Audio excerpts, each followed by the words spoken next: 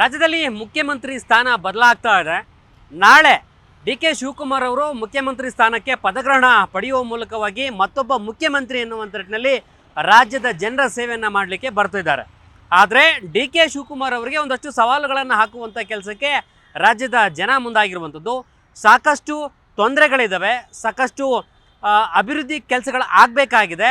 ನೀವು ಮಾಡಬೇಕಾದಂಥ ಕೆಲಸಗಳನ್ನು ಸೂಕ್ತವಾಗಿ ಮಾಡಿದ್ರೆ ಇನ್ನುಳಿದಂಥ 2 ವರ್ಷಗಳ ಅವಧಿ ಬಳಿಕ ಮುಂದಿನ ಅವಧಿಯಲ್ಲೂ ಪೂರ್ತಿ ಪ್ರಮಾಣದ 5 ವರ್ಷದಲ್ಲಿ ನೀವೇ ಮುಖ್ಯಮಂತ್ರಿ ಆಗಬಹುದು ಎನ್ನುವಂಥ ವಿಶ್ವಾಸವನ್ನು, ಪ್ರಶ್ನೆಗಳನ್ನು ಆಗ್ತಿರುವಂಥ ಜನರೇ ಹೇಳ್ತಾ ಇರುವಂಥದ್ದು.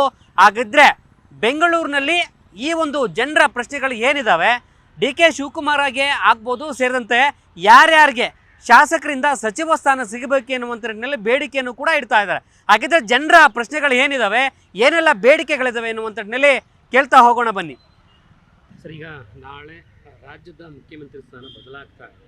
ಡಿ ಕೆ ಶಿವಕುಮಾರ್ ಅವರು 2 ವರ್ಷ ಅವಧಿಯಲ್ಲಿ ಮುಖ್ಯಮಂತ್ರಿ ಸ್ಥಾನ ಅಲಂಕರಿಸುವಂಥ ಕೆಲಸ ಆಗ್ತಾ ಇದೆ. ನೀವೊಬ್ಬ ಸಾಮಾನ್ಯ ಪ್ರಜೆ ಆಗಿ ಬೆಂಗಳೂರು ಸೇರಿದಂತೆ ರಾಜ್ಯಾದ್ಯಂತ ಏನೆಲ್ಲ ಕೆಲಸಗಳಾಗಬೇಕು, ನಿಮ್ಮ ಬೇಡಿಕೆಗಳು ಏನಿರ್ಬೋದು ಸರ್, ಏನಾಗಬೇಕಿದೆ ಅಂತ ನೋಡಿ. ಇವಾಗ ಡಿ ಕೆ ಶಿವಕುಮಾರ್ ಸಿಗ್ತಾ ಇರೋದು ಅವರಿಗೆ ಅವಕಾಶ, ಅದು ಒಂದು 100 ಜನ್ಮದ ಪುಣ್ಯ ಅಂತ ಹೇಳ್ಬೋದು. ಯಾಕಂದರೆ ಅವ್ರು ಕಷ್ಟಪಟ್ಟು ಬಂದಿದ್ದಾರೆ ಆ ಒಂದು ಪಕ್ಷದಿಂದ. ನಾವು ಯಾವ ಪಕ್ಷಕ್ಕೂ ಶ್ರೀಮಂತ ಅಲ್ಲ. ಯಾಕಂದರೆ ಅವ್ರಿಗೆ ಸಿಕ್ಕಿರೋ ಅವಕಾಶನ ಈಗ ಕರ್ನಾಟಕ ಜನತೆಗೆ ಮಾಡಬೇಕಾದ್ರೆ ಭಾಳ ಕೆಲಸಗಳಿದ್ದಾವೆ. ಯಾಕಂದರೆ ಈಗಾಗಲೇ ಸುಮಾರು ಜನ ಹೇಳ್ತಾರೆ ಗುಂಡಿ ಮುಚ್ಚಬೇಕು, ಇದು ಮಾಡಬೇಕು ಅಂತ ಹೇಳ್ತಾರೆ. ಅದು ಗುಂಡಿ ಮುಚ್ಚೋದಾಗಲಿ, ಒಂದು ಅಭಿವೃದ್ಧಿ ಪಡಿಸೋದಾಗಲಿ, ಇಲ್ಲಿ ಇರ್ತಕ್ಕಂಥ ಇವಾಗ ಹಿಂದೆ ಇರ್ತಕ್ಕ BBMP ಬೇರೆ, ಇವಾಗ GB. ಇವಾಗ ಎಷ್ಟೋ ಹಳ್ಳಿಗಳೆಲ್ಲ GB ಸೇರ್ಕೊಂಡಿದೆ. ದಕ್ಷಿಣ ಭಾರತದಲ್ಲಿ ಇರ್ತಕ್ಕಂಥ ಅಲ್ಲೆಲ್ಲ GB ಸೇರ್ಕೊಂಡ್ಬಿಟ್ಟಿದೆ.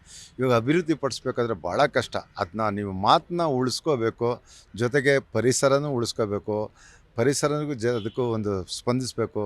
ಇಲ್ಲಿರ್ತಕ್ಕಂಥ ನೀವೆಲ್ಲ ಇವಾಗ ಎಲ್ಲ ಪಕ್ಷದವ್ರನ್ನೂ ನೀವು ಬ್ಯಾಲೆನ್ಸ್ ಮಾಡಿಕೊಂಡು ನೀವು ಬಂದರೆ ನೀವಿನ್ನು 2 ವರ್ಷ ಅಲ್ಲ, ಮುಂದೆ ಮುಂದೆ ಗೆಲ್ಲಬೋದು. ಯಾಕಂದರೆ ಈಗ ಇರ್ತಕ್ಕಂಥ ಸಿಚುವೇಶನ್ ಬೇರೆ, ಹಿಂದೆ ಇರ್ತಕ್ಕಂಥ ಸಿಚುವೇಶನ್ ಬೇರೆ. ಇದರಲ್ಲಿ ಎಲ್ಲ ಇವಾಗ ಎಷ್ಟೋ ಜನ ಅನ್ಎಂಪ್ಲಾಯ್ಗಳಿದ್ದಾರೆ. ಅವ್ರಿಗೆ ಅನ್ಎಂಪ್ಲಾಯ್ಗಳಿದ್ದಾರೆ ಅಂಥವ್ರಿಗೆಲ್ಲ ಒಂದು ಕೆಲಸ ಕೊಡಬೇಕು. ಮತ್ತು ಇಲ್ಲಿ ಇರ್ತಕ್ಕಂಥ ಶೋಷಣೆ ಒಳಗಾಗಿರ್ತಕ್ಕಂಥ ಎಲ್ಲ ಸಣ್ಣ ಕಮ್ಯುನಿಟಿಗಳು ನೀವು ತಿಳ್ಕೊಂಡಿರೋ ಬರೀ ಮೇನ್ ಕಮ್ಯುನಿಟಿಗಳೇ ಇರೋದಂತಲ್ಲ. ಇವಾಗ ಹಿಂದೆ ಇರ್ತಕ್ಕಂಥ ದೇವರಾಜ್ ಅರಸು ಅವರೆಲ್ಲ ಬಂದು ಸಣ್ಣ ಕಮ್ಯುನಿಟಿಯಿಂದ ಈಗ ಇರ್ತಕ್ಕಂಥ ಸಣ್ಣ ಕಮ್ಯುನಿಟಿಯಿಂದ ಪಾಪ ಅವರು ಯಾರಿಗೂ ಹೇಳ್ಕೊಳಕ್ಕಾಗಲ್ಲ, ಬಿಡೋಕ್ಕಾಗಲ್ಲ. ಅಂಥ ಕಮ್ಯುನಿಟಿ ಎಲ್ಲ ಇದೆ. ಅಂಥ ಕಮ್ಯುನಿಟಿ ನೀವು ತಗೊಬನ್ನಿ. ನೀವೊಂದು ದೇವರಾಜ್ ಅರಸಿಗಿಂತ ಜಾಸ್ತಿ ನೀವು ಮುಂದೆ ಹೋಗ್ತೀರಂತ ನಾನು ಹೇಳ್ಕೊಳ್ತೀನಿ. ಯಾಕಂದರೆ ಅದ್ರ ಜೊತೆಗೆ ನಿಮ್ಮಲ್ಲಿ ಒಂದು ರಿಕ್ವೆಸ್ಟ್ ಮಾಡ್ಕೊಂಡಿದ್ದೀನಿ. ನೀವು ಕಬ್ಬನ್ ಪಾರ್ಕ್ಗೆ ಬಂದಾಗ ನಾನು ನಿಮಗೆ ಒಂದು ಮೆಮೊರಡಮ್ ಕೊಟ್ಟಿದ್ದೆ. ಕಬ್ಬನ್ ಪಾರ್ಕ್ನ ಉಳಿಸಿ, ಇದರೊಳಗೆ ಯಾವುದೇ ಕಮರ್ಷಿಯಲೈಸ್ ಮಾಡಬೇಡಿ, ಮತ್ತು ಇದಕ್ಕೆ ಒಂದು ಯಾವುದೇ ಅಕ್ರಮ ಕಟ್ಟಡಗಳು ಕಟ್ಟಬಾರ್ದು, ಮತ್ತು ಇಲ್ಲಿಗೆಲ್ಲ ಕನ್ಸ್ಟ್ರಕ್ಷನ್ ಕಟ್ಟಬಾರ್ದು ಅಂತ ಹೇಳಿದೆ.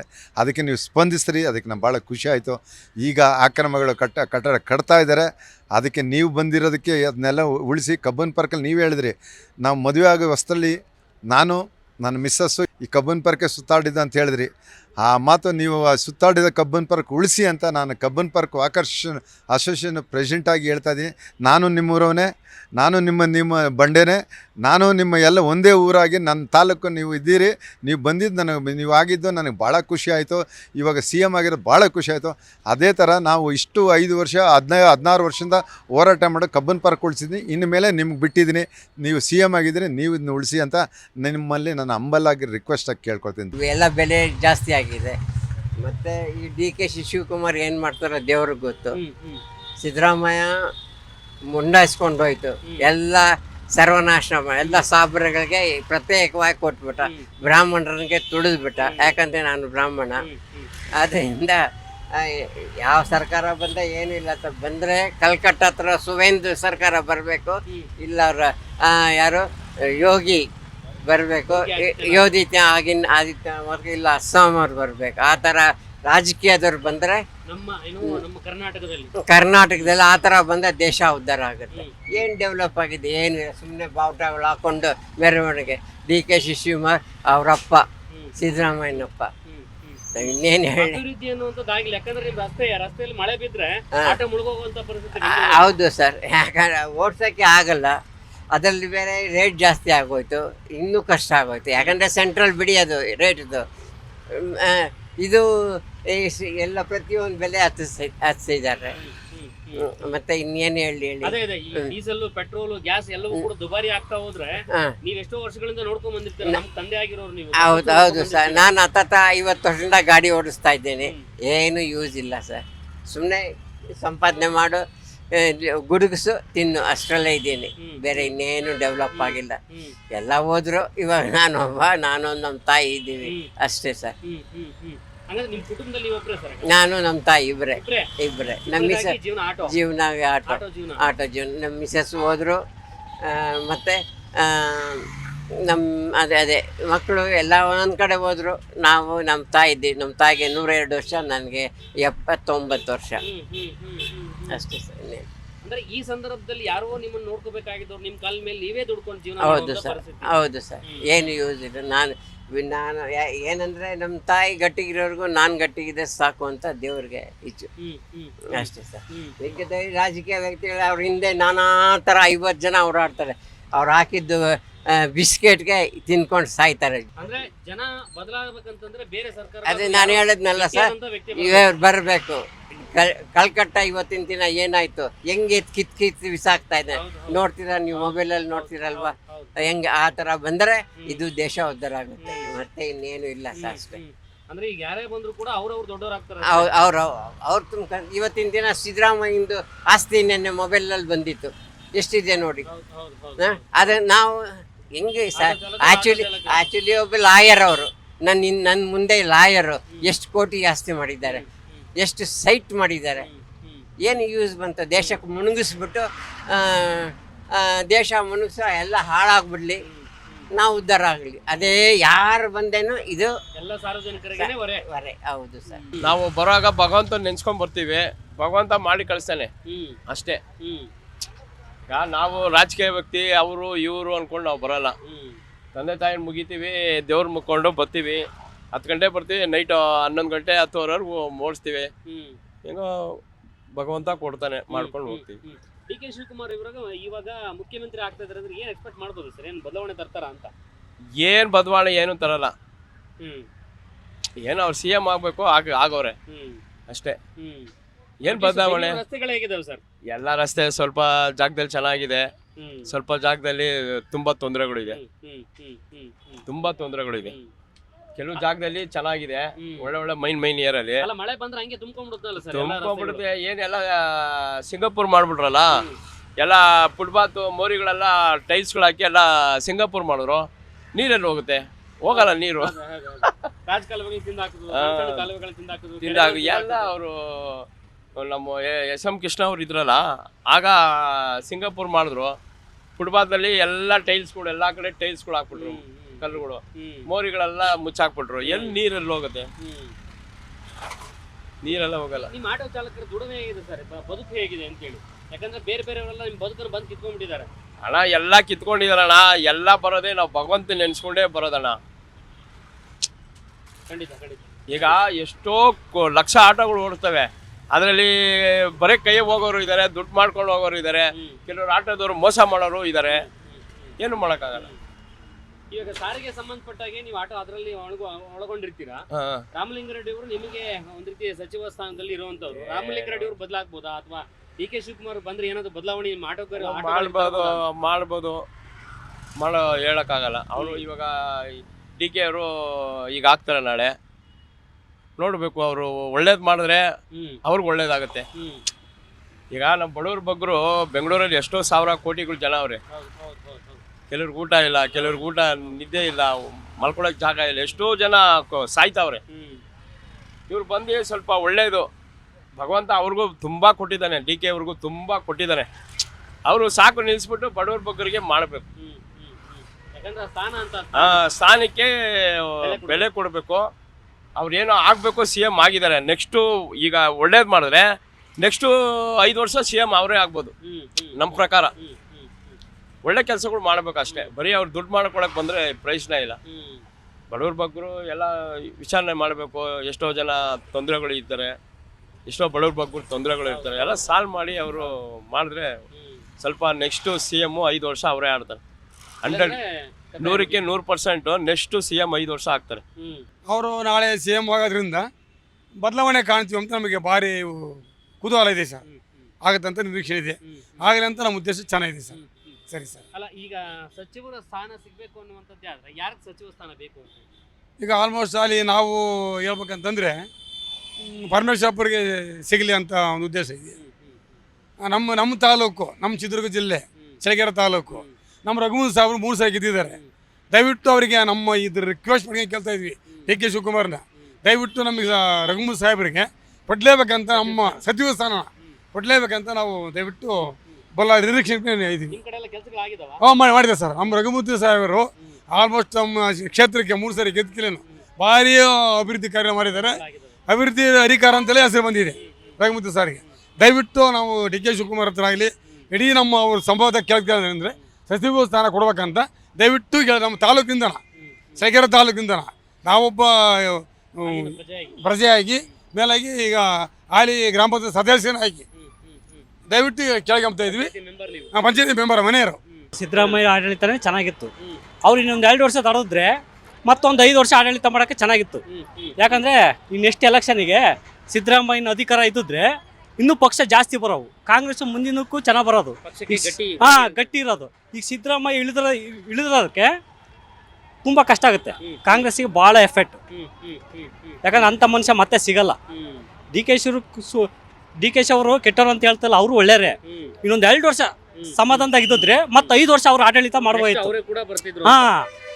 ಪಕ್ಷ ಬಂದ್ಮೇಲೆ 5 ವರ್ಷ ಇವ್ರೇ ಆಡಳಿತ ಮಾಡ್ಬೋಯಿತ್ತು. ಬೇಕಾದ್ರೆ ಸಿದ್ದರಾಮಯ್ಯ ಇಳಿಲಿ, ಆದ್ರೆ ಈಗ ಇಳಿಸಿದ್ದೈತಲ್ಲ ಅದು ತಪ್ಪದು. ಅಟ್ಲೀಸ್ಟ್ ಈಗ 2 ವರ್ಷದಲ್ಲಿ ಏನು ಎಕ್ಸ್ಪೆಕ್ಟ್ ಮಾಡ್ಬೋದು ನೀವು ಅಂತ ಸಾರ್ವಜನಿಕವಾಗಿ? ಏನು ಎಕ್ಸ್ಪೆಕ್ಟ್ ಮಾಡೋಣ? ಈಗ ಆಲ್ರೆಡಿ ಅವ್ರು 5 ಕೊಟ್ಟಿದ್ದಾರೆ, 5 ಗ್ಯಾರಂಟಿ. ಅವ್ರು ಅದನ್ನೇ ಮುಂದುವರ್ಸ್ಕೊಂಡು ಹೋಗ್ತಾರೆ, ಮತ್ತೆ ಬೇರೆ ಏನು ಮಾಡಲ್ಲ. ಇನ್ನೇನು ಮಾಡೋಕ್ಕಾಗುತ್ತೆ? ಅನುಕೂಲ ಚೆನ್ನಾಗಿದೆ, ಎಲ್ಲರಿಗೂ ಅನುಕೂಲ ಇದೆ.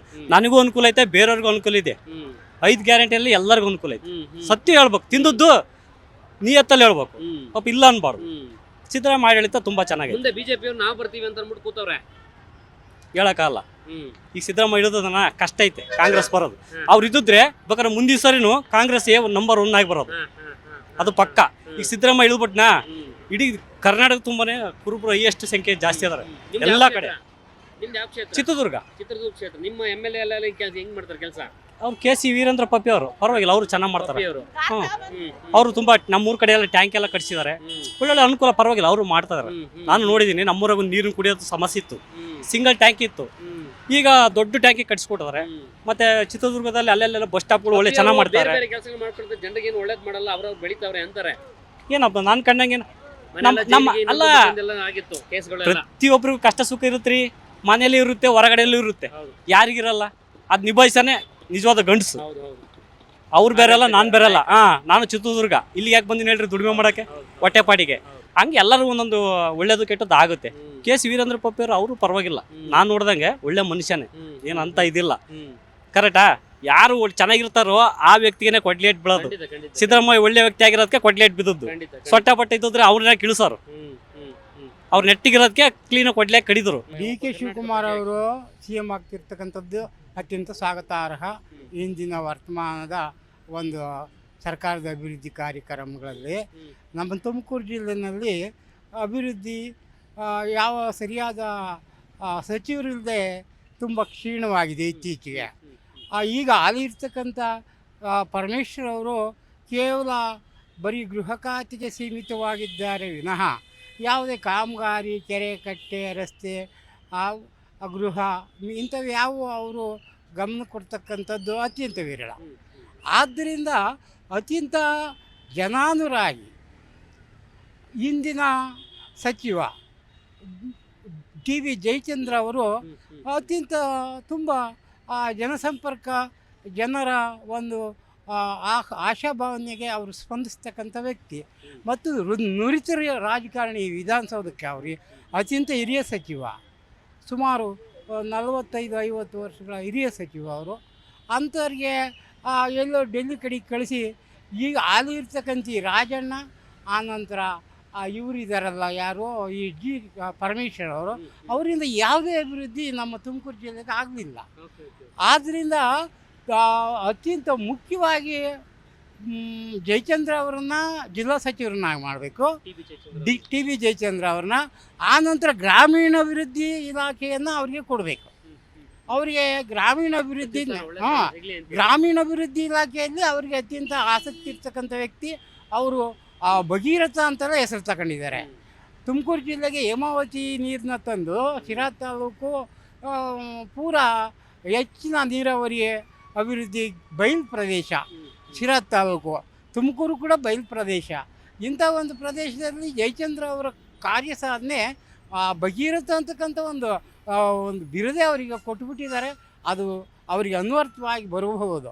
ಆದರೆ ಪರಮೇಶ್ವರ್ ಅವರು ಯಾವುದೇ ಜನಸಂಪರ್ಕ ಅವ್ರ ಹೆಸರಿಗಷ್ಟೇ ಪರಿಶಿಷ್ಟ ಜಾತಿಯಲ್ಲಿ ಅವ್ರು ಯಾರನ್ನೂ ಗುರುತಿಸೋದಿಲ್ಲ, ಅವರನ್ನು ಯಾರೂ ಗುರುತಿಸೋದಿಲ್ಲ. ಪರಿಶಿಷ್ಟ ಜಾತಿ ಎಂಬುದೇ ಅವ್ರಿಗೆ ಎಷ್ಟೋ ಜನಕ್ಕೆ ಗೊತ್ತಿಲ್ಲ. ತುಮಕೂರು ಜಿಲ್ಲೆಯಲ್ಲಿ ಅವ್ರದ್ದೇ ಕೆಲವೇ ಆದ ಜಾತಿಗಳು, ಅವರ ಒಂದು ವೈಯಕ್ತಿಕ ಸ್ವಜಾತಿಗಳನ್ನು ಬಿಟ್ಟರೆ ಪರಿಶಿಷ್ಟ ಜಾತಿಯಲ್ಲಿ 108 ಜಾತಿ ಇದ್ದಾವೆ. 108 ಜಾತಿಯಲ್ಲಿ ಅವರು ಒಂದು ಜಾತಿ. ಆ ಒಂದು ಜಾತಿ ಕೆಲವೇ ಜನ, ಅದು ಕೂಡ ಅವರು ಬಲಗೈ ಬಲಗೈ ಏನೋ ಹೇಳ್ತಾರೆ. ಆ ಒಂದು ಜಾತಿ ಬಿಟ್ಟರೆ ಇನ್ನು 108 ಜಾತಿ ಒಳಗೆ ಪರಮೇಶ್ವರನ್ನು ಗುರುತಿಸ್ತಾರೆ ಯಾರಿಲ್ಲ. ಅವರು ಪೊಲೀಸ್ ಇಲಾಖೆ ಬಂದುಬಿಟ್ರೆ ಇನ್ಯಾರೂ ಅವ್ರಿಗೆ ಗೊತ್ತಿಲ್ಲ. ಯಾವುದೇ ರಸ್ತೆ ಅಭಿವೃದ್ಧಿ ಕಾರ್ಯಕ್ರಮ ಅವ್ರಿಗೆ ಗೊತ್ತಿಲ್ಲ, ನೀರಾವರಿ ಕಾರ್ಯಕ್ರಮ ಗೊತ್ತಿಲ್ಲ. ನೀನು ಏನೇ ಕೇಳು ಗೊತ್ತಿಲ್ಲ ಅಂತಾರೆ. ಏನೇ ಕೇಳು ಗೊತ್ತಿಲ್ಲ ಅಂತಾರೆ ಅವರು. ಗೊತ್ತಿಲ್ಲ ಮಿನಿಸ್ಟರ್ ಅವನು ಜಿ ಅಂದರೆ ಗೊತ್ತಿಲ್ಲ ಅಂತ. ಅವ್ರ ಅಪ್ಪನ ಹೆಸರು ಗಂಗಾಧರ, ಆದ್ರೆ ಹಂಗಲ್ಲ. ಜಿ ಅಂದರೆ ಗೊತ್ತಿಲ್ಲ ಮುಖ್ಯಮಂತ್ರಿ, ಗೊತ್ತಿಲ್ಲ ಪರಮೇಶ ಅಂತ. ಆದ್ದರಿಂದ ಅವ್ರನ್ನ ಯಾವುದೇ ಸ್ಥಾನವನ್ನು ಕೊಡಬೇಕಾಗಿಲ್ಲ. ಅವರು ಮಸ್ತಾಗಿ ಯಾತ್ಯಾದ್ರು ಸಂಸ್ಥೆಗಳು ಇದ್ದಾವೆ.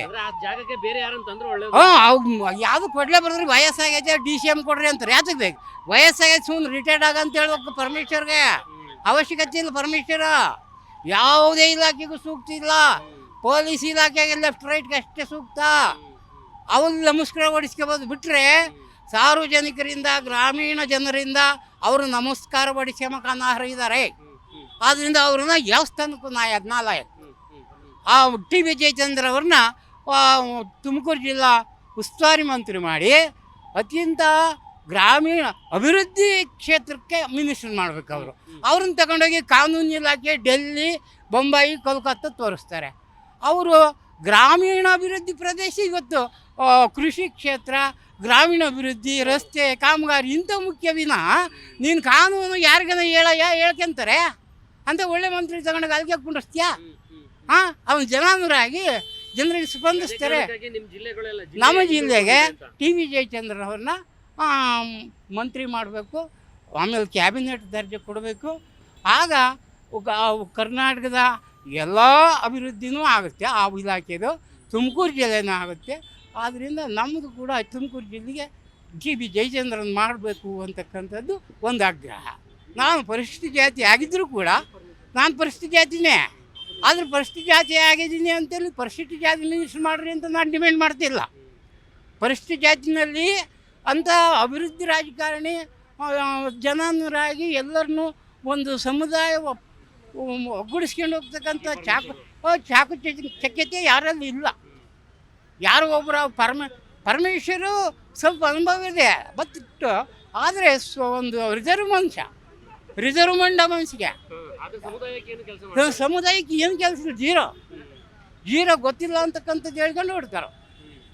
ಆದ್ದರಿಂದ ಅವ್ರನ್ನ ಕೈ ಬಿಟ್ಟು ಬಿಡೋದೇ ವಾಸಿ. ಯಾವ ಮಂತ್ರಿ ಸ್ಥಾನನೂ ಬೇಡ ರೀ ಅವ್ರಿಗೆ. ಯಾಕೆ ಕೊಡ್ಬೇಕು? ಏನು ಅಭಿವೃದ್ಧಿ ಮಾಡಿದೀಯಪ್ಪ? ಏನು ರಸ್ತೆ? ನಿನ್ನ ಪೊಲೀಸ್ ಇಲಾಖೆ ತಗೊಂಡು ನಮಗೆ ಏನಾಗ ಗ್ರಾಮೀಣ ಜನರಿಗೆ ಪೊಲೀಸ್ ಇಲಾಖೆ, ಕೋರ್ಟ್ ಕಚೇರಿ, ವಿಧಾನಸೌಧ ಇವೆಲ್ಲ ಒಂದು ಲೈನಾಗ ಗೊತ್ತವೆ. ಅಲ್ಲಿ ಯಾರು ಬಡವ್ರ ಬಗ್ಗೆ ಬರೋದಿಲ್ಲ. ಅದೇನಿದ್ರು ಹೋರಾಟಗಾರರಿಗೆ, ರಾಜಕೀಯರಿಗೆ, ಕ್ರಿಮಿನಲ್ಗೆ ಅಷ್ಟೇ ಕಾನೂನು. ಇದಕ್ಕೆ ಕೃಷಿ ಕ್ಷೇತ್ರಕ್ಕೆ ಕಾನೂನಿಲ್ಲ. ಗೊಬ್ಬರ, ಬೀಜ, ಅಭಿವೃದ್ಧಿ, ಮಳೆ, ನೀರು ಇದು ಮುಖ್ಯ. ಅದನ್ನು ಅಭಿವೃದ್ಧಿ ಮಾಡತಕ್ಕಂಥ ಮನೋಭಾವ ಇರ್ತಕ್ಕಂಥ ಜನಪ್ರತಿನಿಧಿ ಆಗಬೇಕು. ಕಾನೂನು ಎಲ್ಗನೋ ಅಂತ ಸೀಮಿತಗೊಳಿಸಬೇಕು. ಒಳ್ಳೆ ಕೆಲಸ ಮಾಡೋಂಥ ಕಾನೂನ್ಯಾಕೆ ಹಾಕಬಾರ್ದು. ಆ ಒಂದು ಆಗ್ರಹ ತುಮಕೂರು ಜಿಲ್ಲೆಗಿದೆ. ಆನಂತರ ನಾನು ತುಮಕೂರು ಜಿಲ್ಲೆ ನಿವಾಸಿ ಆದರೂ ಕೂಡ ನಾನು ವಾಸ ಮಾಡೋದು ಚಿತ್ರದುರ್ಗ. ಚಿತ್ರದುರ್ಗದಲ್ಲಿ ಕೂಡ ಅದೊಂದು ರಿಸರ್ವ್ ಕಾನ್ಸ್ಟಿಟ್ಯೂನ್ಸಿ. ಅಲ್ಲೂ ಕೂಡ ಯಾವುದೇ ಸರಿಯಾದ ರಾಜಕಾರಣಿ ಇಲ್ಲ. ಅಲ್ಲೇನಾಗೋಗಿತ್ತು ಅಂದರೆ ಇದು ಯಾರೋ ಒಬ್ಬರು ಪೆದ್ದಲ್ಲ ಪಪ್ಪಿ, ಆ ಪಪ್ಪಿ ಅಂತಕ್ಕಂಥದ್ದು ಒಬ್ಬ ಮಿನಿಸ್ಟರ್ MLA. ಆ ಪಪ್ಪಿ ಹೋಗಿಬಿಟ್ಟು ದುಡ್ಡು ಹೆಚ್ಚಾಗಿದೆ ಅಂತಲ್ಲ ಏನೋ ಇವತ್ತು ಇದನ್ನೇ ಒಂದು ಬಿಸ್ನೆಸ್ ಮಾಡ್ಕೊಂಡ್ರೆ ರಾಜಕೀಯ ಒಂದು ಬಿಸ್ನೆಸ್ ಆಗೋಗಿದೆ. ರಾಜಕೀಯ ಬಂಡವಾಳ ಐತಿ, ಏನು ಮಾಡೋಣ ಅಂತಕ್ಕಂಥ ಜನಸೇವೆ ಮಾಡೋಕ್ಕೆ ಬರಲ್ಲ. ಬಂಡವಾಳ ಹಾಕಿದ್ರೆ ಒಂಟು ಡಬ್ಬಲ್ ಯಾವ್ದ್ರಾಗ ಮಾಡ್ಬೋದು. ಇದಕ್ಕೆ ಹಾಕಿರೋ ದುಡ್ಡು ಬರ್ತಾವ, ಮೈನ್ಸ್ಗೆ ಹಾಕಿರೋ ದುಡ್ಡು ಬರ್ತಾವ, ಇಂಡಸ್ಟ್ರಿ ಮಾಡಿರೋ ದುಡ್ಡು ಬರ್ತಾವೆ. ಇಂಥ ಚಿಂತೆ ಬಂಡವಾಳ ಶಾಹಿಗಳಲ್ಲಿದೆ. ಆ ಒಂದು ಮೈಂಡ್ ಕ್ಯಾಚ್ ಮಾಡ್ಕೊಂಡು ರಾಜ್ಯಕ್ಕೆ ಬರೋದ್ರ ಇದ್ದಾರೆ ವಿನ ನಿನ್ನಂತರಿಗೆ ನನ್ನಂತರಿಗೆ ಸೇವೆ ಮಾಡಿ ಒಂದು ಜನಸೇವೆ ಆಗಬೇಕು, ನಾನು ಆ ಮೂಲಕ ಒಂದು ಹೆಸರು ಗಳಿಸ್ಬೇಕು, ನಾಡಿನ ಅಭಿವೃದ್ಧಿ ಆಗಬೇಕು ಅಥವಾ ಜನರ ಅಭಿವೃದ್ಧಿ ಆಗಬೇಕು, ಬಡವರಿಗೆ ನಾನೊಬ್ಬ ಒಂದು ಸೇವೆ ಮಾಡಿದ ಒಂದು ಸಾರ್ಥಕತೆ ಇರಬೇಕು ಜೀವನದಲ್ಲಿ ಅಂತಕ್ಕಂಥ ಮೈಂಡ್ ಇಲ್ಲ ಅವಂತಗೋ. ಎಲ್ಲ ಬಂಡವಾಳ ಹಾಕಿ ಒಂದು ಇಲಾಖೆ ಯಾವುದೋ ಸಿಕ್ಕಿರೋ ಸಾಕಣೆಗೆ ಯಾವ ಟ್ರಾನ್ಸ್ಫರ್ ಮಾಡಿಸಿದ್ರೆ ಒಂದು ಕೋಟಿ ಬರ್ತೈತೆ, 50 ಲಕ್ಷ 2 SIನ 2 SP ಟ್ರಾನ್ಸ್ಫರ್ ಮಾಡಿಸಿದ್ರೆ ಮಾಡಿದ್ರೆ ಸಾಕಪ್ಪ. ಕೂಡತ್ಲಾಗ ತಲಕೊಂದೊಂದು ಸಾವಿರನ ಓಟ್ಗೆ ಪಾಸಾಗಲಿ. ಈ ಸರಿಗೆ ಜನರಲ್ ಟ್ರಾನ್ಸ್ಫರ್ಗೆ ನಾನು ವಸೂಲು ಮಾಡಿಸ್ತೀನಿ ದುಡ್ಡು ಅದ, ಅದಕ್ಕೆ ಚಿಂತೆ ಮಾಡ್ತೀವಿ. ಕೊಟ್ಟರೆ ಸಾಲ ಇಸ್ಕೊಂಬಂದು ಕೊಟ್ಬಿಟ್ಟು ಎಲ್ಲರಿಗೂ ಒಂದೊಂದು ಸಾವಿರಕ್ಕೊಂದು ನೋಟು, ಒಂದು ಓಟ್ಗೊಂದು ಸಾವಿರ ಹಂಗೆ ಕೊಟ್ಬಿಟ್ಟು ಒಂದು ಯಾವುದೋ ಒಂದು ತಾಲೂಕಿನ ಗೆಜೆಟೆಡ್ ಆಫೀಸರು ಕನಿಷ್ಠ ಒಂದು 20 ಜನ ಇರ್ತಾರೆ ಒಂದು ತಾಲೂಕಿಗೆ. ಹೌದಾ? ಎಷ್ಟು ಅಗ್ರಿಕಲ್ಚರ್ ಅಂತೆ, PWD ಅಂತೆ, ನೀರಾವರಿ ಅಂತೆ, ಶಿಕ್ಷಣ ಅಂತೇಳಿ ಒಂದು ಕನಿಷ್ಠ 20 ಜನ ಇರ್ತಾರೆ. 20 ಜನಕ್ಕೆ ಒಬ್ಬೊಬ್ಬನಿಗೆ 30,000 ಫಿಕ್ಸ್ ಮಾಡು ಜನರಲ್ ಟ್ರಾನ್ಸ್ಫರ್. ಎಷ್ಟಾಯ್ತು? ಎಷ್ಟು ಆಗ್ತದೆ ಅದು? 3 ಕೋಟಿನೋ ಸಾಕು, ಅದು ಬಂದು ಹೋಗ್ಬಿಡ್ತು. ಮತ್ತು ಆಮೇಲೆ ಮಸ್ತ್ ಗ್ರ್ಯಾಂಡ್ ಹಾಕಿ ಬಣ್ಣಗೆ ಅಡ್ಜಸ್ಟ್ಮೆಂಟ್ ಮಾಡ್ಕೊಂಡು ಈ ಡೆವಲಪ್ಮೆಂಟ್ ಆಗಿಬಿಡೋದಪ್ಪ. ಅಲ್ಲಾಗ್ತಿ ದುಡ್ಡು ಅದು ಲಾಸ್ ಆಗ್ತೈತೆ. ಹೆಂಗೆ ಏನು ಹೇಳೋಕ್ಕೆ ಬರೋಲ್ಲ, ವೆಹಿಕಲ್ ಹೇಳೋಕ್ಕೆ ಬರೋದಿಲ್ಲ ಬಿಸ್ನೆಸ್ನಾಗೆ, ಆ ಲಾಸ್ ಆಗಿಬಿಡ್ತೈತೆ. ಸುಮ್ಮನೆ ಈ ರಾಜಕೀಯದಕ್ಕೆ ಹೋಗ್ಬಿಡು, ಯಾರನ್ನ ಬಾಲ ಹಿಡ್ಕಲ್ಲ. ಇಂಥ ಒಂದು ವಾತಾವರಣ ಎಲ್ಲ ಕಡೆ ಐತೆ.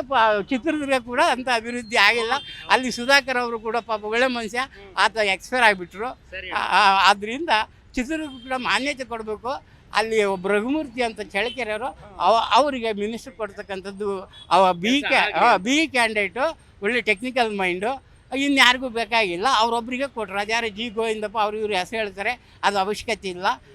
ರಘುಮೂರ್ತಿ ಎಂಬರಿಗೆ ಚಿತ್ರದುರ್ಗ ಜಿಲ್ಲಾ ಮಂತ್ರಿ ಮಾಡಿ ಅವ್ರನ್ನ ಯಾವುದು ಒಂದು ಉಸ್ತುವಾರಿ ಕೊಟ್ಟು, ಜಿಲ್ಲಾ ಮಂತ್ರಿ ಅಂದರೆ ಉಸ್ತುವಾರಿ ಅದು ಕೊಟ್ಬಿಟ್ಟು ಅದ್ರ ಜೊತೆಗೆ ಒಂದು ಯಾವುದಾದ್ರು ಒಳ್ಳೆ ಇಲಾಖೆಯನ್ನೇ ಕೊಟ್ಟರೆ ಸೋಷಿಯಲ್ ವೆಲ್ಫೇರ್ ಯಾರೋ ಒಬ್ಬ ಇದ್ದಾರ, ಯಾರು ಮಹಾದೇವಪ್ಪ, ಗಲಾಟಿ ಮಹಾದೇವಪ್ಪ ಅಂತ, ಅವ್ನು ಇಡೀ ಸ್ಟೇಟ್ನಾಗೆ ಜಾತೀಯತೆ ಮಾಡಿ ಜಾತಿ ಕಾರ್ಡ್ ಪ್ಲೇ ಮಾಡಿಬಿಟ್ಟ. ನಾವು ಎಲ್ಲಿ ನೋಡಿದ್ರು ಬರೀ ಜಾತಿಗೆ ಒಂದು ಒಳ ಮೀಸಲಾತಿನಾಗ ಹಿಡ್ಕೊಂಡು ಒಯ್ದುಬಿಟ್ಟಾರೆ. ಅಷ್ಟು ರಂಪೆದ್ದು ಬಿಡ್ಸ್ಯಾರೆ. ಅಂತನ್ನು ಸೋಷಿಯಲ್ ವೆಲ್ಫೇರ್ ಮಿನಿಸ್ಟ್ರಿನ ತೆಗೆದಾಕ್ಬಿಟ್ಟು ಈ ರಘುಮೂರ್ತಿ ಮಾಡಿಬಿಟ್ರೆ ಬೆಸ್ಟ್ ಆಗ್ತದೆ. ನೋಡಿದ್ರಲ್ಲ, DK ಶಿವಕುಮಾರ್ ಮುಖ್ಯಮಂತ್ರಿಯಾಗಿ ಪದಗ್ರಹಣ ಆದ ನಂತರ ಏನೆಲ್ಲ ಕೆಲಸಗಳನ್ನು ಮಾಡಬೇಕು ಎನ್ನುವಂಥ ಬೇಡಿಕೆಯನ್ನು ಜನರೇ ಹೇಳ್ತಾ ಇರುವಂಥದ್ದು. ಬೆಂಗಳೂರಿಗೆ ಮೊದಲಿಗೆ ಬೆಂಗಳೂರಲ್ಲಿ ಆಗಬೇಕಾದಂಥ ಕೆಲಸಗಳಂದರೆ ರಸ್ತೆಗಳನ್ನು ಸರಿಪಡಿಸಬೇಕು ಸೇರಿದಂತೆ ನಾನಾ ಸಮಸ್ಯೆಗಳಿದ್ದಾವೆ. ಅವೆಲ್ಲವನ್ನೂ ಕೂಡ ಸಮಸ್ಯೆಗಳನ್ನು ಬಗೆಹರಿಸಿದ್ರೆ ಸೂಕ್ತ ಎನ್ನುವಂಥ ನಿಟ್ಟಿನಲ್ಲಿ ಪ್ರಶ್ನೆಗಳ ಜೊತೆಗೆ ಬೇಡಿಕೆಯನ್ನು ಇಡುವಂಥ ಕೆಲಸ ಆಗ್ತಾ ಇದೆ. ಜೊತೆಗೆ ಅವ್ರ ಜೊತೆಗೆ ಶಾಸಕಾಂಗ ಪಕ್ಷದ ಒಂದು ಸಚಿವ ಸ್ಥಾನ ಸಿಗ್ತಾ ಇದೆಯಲ್ಲ, ಆ ಸಚಿವ ಸ್ಥಾನದಲ್ಲಿ ಯಾರಿಗೆಲ್ಲ ಸಚಿವ ಸ್ಥಾನ ಸಿಗಬೇಕು ಎನ್ನುವಂಥ ನಿಟ್ಟಿನಲ್ಲೂ ಕೂಡ ಬೇಡಿಕೆಯನ್ನು ಇಡುವಂಥ ಕೆಲಸ ಜನರೇ ಮಾಡ್ತಾ ಇದ್ದಾರೆ. ಇಷ್ಟೆಲ್ಲವನ್ನು ಕೂಡ ಬಗೆಹರಿಸಿದ್ರೆ ಮುಂದಿನ ದಿನಗಳಲ್ಲಿ ನೀವೇ ಮುಖ್ಯಮಂತ್ರಿಯಾಗಿ ಮುಂದುವರಿಯಬಹುದು ಎನ್ನುವಂಥ ನಿಟ್ಟಿನಲ್ಲೂ ಕೂಡ ಒಂದು ಆಶ್ವಾಸನೆಯನ್ನು ಜನರೇ ವ್ಯಕ್ತಪಡಿಸುವಂಥ ಕೆಲಸ ಆಗ್ತಾ ಇದ್ದಾರೆ. ಸದ್ಯಕ್ಕೆ ಈಗ 2 ವರ್ಷ ಕಂಪ್ಲೀಟ್ ಆದ ನಂತರವೂ ಕೂಡ ನೀವು ಉತ್ತಮ ಆಡಳಿತಗಾರರಾಗಿದ್ದರೆ, ಉತ್ತಮ ಮುಖ್ಯಮಂತ್ರಿ ಸ್ಥಾನವನ್ನು ಅಲಂಕರಿಸಿದರೆ, ಮುಖ್ಯಮಂತ್ರಿ ಸ್ಥಾನವನ್ನು ಪೂರ್ತಿ ಪ್ರಮಾಣದಲ್ಲಿ ಜನರ ಪರವಾಗಿ ಕೆಲಸವನ್ನು ಮಾಡಿದ್ರೆ ಮುಂದಿನ ಚುನಾವಣೆಯಲ್ಲೂ ಕೂಡ ನೀವೇ ಗೆದ್ದು ಬರ್ತೀರಾ, 5 ವರ್ಷ ಮುಖ್ಯಮಂತ್ರಿ ಆಗಿರ್ತೀರಾ ಎನ್ನುವಂಥ ನಿಟ್ಟಿನಲ್ಲಿ ಜನರೇ ವರದಾನವಾಗಿ ಉತ್ತರವನ್ನು ರೂಪದಲ್ಲಿ ಕೊಡ್ತಾ ಇದ್ದಾರೆ ಎನ್ನುವಂಥ ನಿಟ್ಟಿನಲ್ಲೂ ಕೂಡ ಈ ಮೂಲಕವಾಗಿ ಜನರ ಪ್ರಶ್ನೆಗಳ ನಡುವೆ ಗೊತ್ತಾಗ್ತಾ ಇದೆ.